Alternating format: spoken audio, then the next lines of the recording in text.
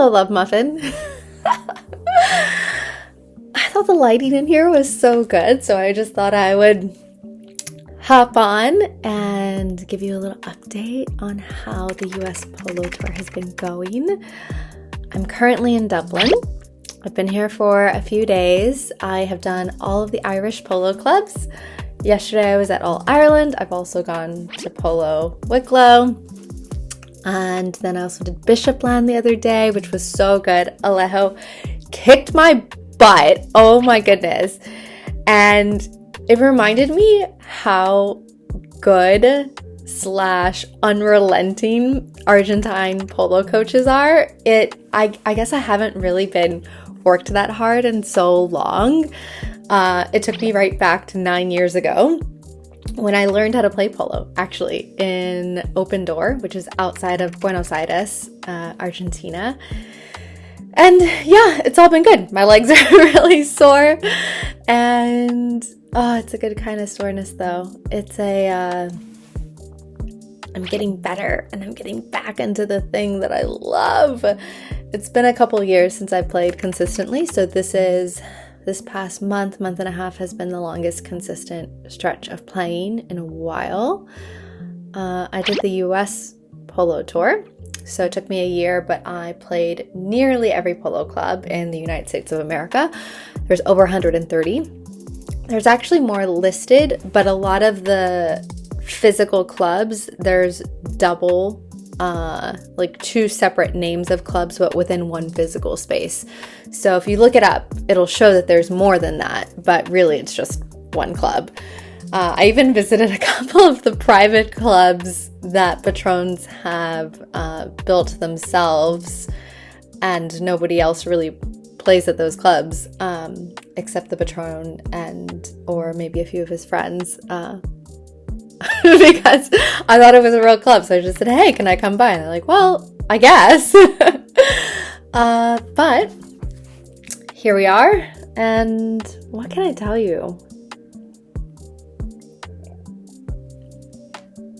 There have been moments where I feel totally exhausted. It's a lot to be traveling this whole time, driving this whole time, coordinating with all the clubs, coordinating my accommodations, making sure my clients are happy in my branding and marketing business.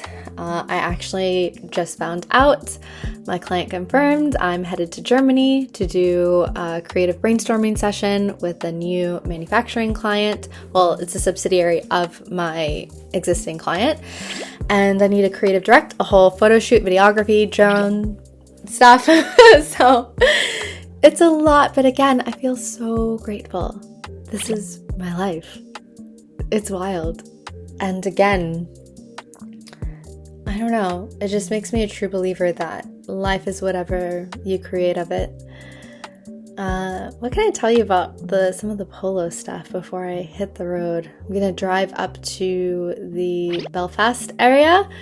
There's a polo club right before Belfast, so we'll see.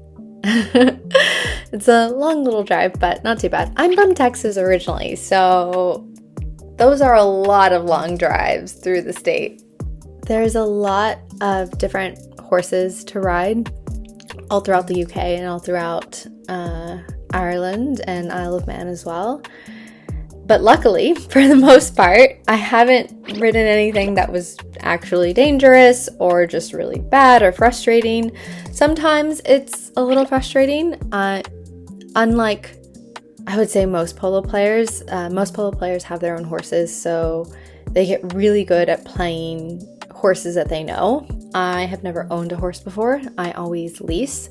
So imagine, I've played hundreds of different kinds of horses. So put me on something and I will likely stay on and likely be able to get something out of him or her and play the game. So I feel like where I lack in maybe consistency in hitting or hitting really far, I'm really good at riding. And I didn't grow up riding. I just started really riding at 26. So yay for accomplishing that. That feels really good to be able to do that. And I mean, I've been on horses even on this trip that were rearing up a little bit, bucking, and I'm strong enough and confident enough to stay on. Whereas before, in the beginning of my journey, and especially when I hadn't ridden in 5 years, I just fell down like a sack of potatoes. So I'm feeling really good about that. In terms of people I'm meeting, everyone's really, for the most part, very welcoming, very kind. It's been fun meeting new people, hearing their polo stories. Yeah, very different from living in Bali the last 2 years. And I actually went to Bali because I heard there was a polo club, and I lived there for a month. That polo club has since shut down, so there is no polo in Bali. I can give you more personal details about that if you're curious. And what else can I tell you? I feel like this camera is older and it's really smoothing out my face so I look even younger than I am. It's been really funny. Some people here in the UK and in Ireland and Isle of Man asking my age. I was actually at the Gold Cup in Cowdray in south of London, and we like start talking about age, and we're talking in this group, and this guy looks at me and he's like, well, you know, like our age. And I said, oh yeah, our age. And I said, what age would you say most of the people in this little club are? And he said, oh, you know, about 24 to 28. And I said, how old do you think I am? And I was like, you know, I'm a little bit older. And he's like, oh, well, I would have guessed 24. But if you're telling me you're older, I don't know, 28? I look at him and I say, I'm 34. And the look on his face, he's like, shock, just like open-jawed shock. And he like looks at me like he wanted an explanation. I said, well, you know, my mom just looks really good and I just don't have a lot of stress in my life, so I guess I look a lot younger than I am. But it was just so funny because I feel like I've gotten that reaction a lot here, which, you know, I hope to age gracefully. I hope we all age gracefully, but that's been fun. What else? What other little funny stories can I tell you? In that same conversation, this guy asked, what would a different guy in the group we were talking to, he's like, so what would it take to, you know, go on a date with you? And I look at it and he's so much younger than me. I feel like I at least have a decade on this guy. And I said, well, you know, my parents said that my dowry is 6 polo ponies. And he looks at me and he's like, yeah, I mean, that can be arranged. And it just reminds me of dating and things that I've told to women who are dating, who are maybe frustrated with dating, that, you know, if people aren't treating you right, you're just not around the right people. And you're never asking for too much. We're all allowed to have our own boundaries. We're all allowed to have our own standards. I feel that people who don't have the same standards for their life, who don't have the same expectations for their life, will feel offended by your standards and boundaries, but it doesn't mean that you should change them. And there was actually in the same group, one of the other guys asked, he's like, so like, you know, what do you do for work? And I look at him and I just say, oh, you know, well, I'm practicing to be a stay-at-home wife. In Bali, I mostly just go to Pilates, go surfing, sip coconuts on the beach. And he looks at me, he was like, wow, like, good for you. Like, that's awesome. Just so genuine.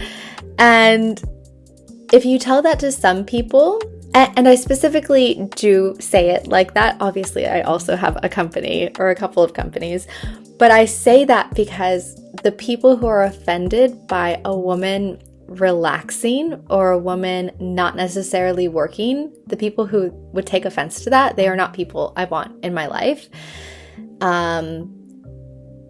Especially men. It's giving kitty envy if they are really offended by that. And so again, it's really important to attract the right people in your life, and we're all so different. We're not meant to appease everyone. So you want to attract the people that are right for you and literally repel the people who are not right for you. So I could tell, like, okay, this is a gentleman that I would, like in my life, or we have some of the same values. So again, I feel a lot of us as women were trained to be so accommodating, to be so nice, to not rock the boat, to appease everyone and not ruffle any feathers. But you want to be true to yourself. You want to only attract what is good for you into your life. And so in order to do that, you should be repelling some people. So those are some of my thoughts so far. Having ridden so many different kinds of horses, I can really tell the horses that have played high goal. So in case you don't know the difference between high goal and low goal, everyone in polo has a handicap. So that handicap can be as low as -2, total beginner, to 10. But 80% of all polo players will almost never be above a 2. So the vast majority of us are -2 to 2. And low goal is when the handicaps of the players are relatively small. So you add up all of the handicaps of the players on a team to find out what that team's goal is. So let's say there's a 0 goal tournament, which would be low goal. That means that maybe you have a -2, maybe you have a regular 2, and then 2 zeros. So the total handicap of that team is 0, and the other team should match that. And so that would be considered low goal.